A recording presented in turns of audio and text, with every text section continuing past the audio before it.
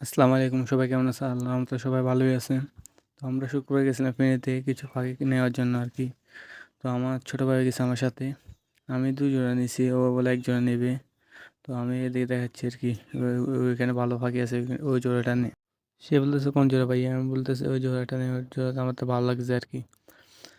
তো ও দেখতেছে আর কি, এখানে আবার কিছু কয়েল পাখি ছিল, আবার এখানে কিছু মিশরি ফার্মে ছিল আর কি।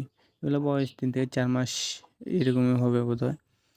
আর এখানে এক জোড়া খরচ ছিল, আর ঘুঘু পাখি ছিল আর কি 1 জোড়া। তার এখানে সিরাজি লাহোরি ছিল। তারপর ওরা যেভাবে তাকাইতেছে মনে হচ্ছে যে পাখি চুরি করে নিবে আর কি।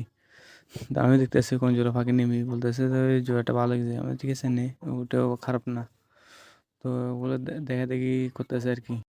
তা আমি বলতেছে ভালোভাবে দেখে নিস, বা ওরে পরে পাখি তো আবার ডিম না দিলে ক্যাঁ করবি আমার সাথে।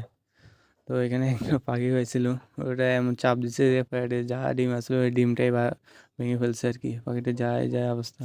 তারপর নিচে আর কি বহুত কষ্ট করে 1 জোড়া পছন্দ হয়েছে, ওগুলো নিচে। তো আমার পাখি আছে আবার এই সাইডে আসছিল, আমার পাখি ওই লাভ বাট এগুলো আসলে আর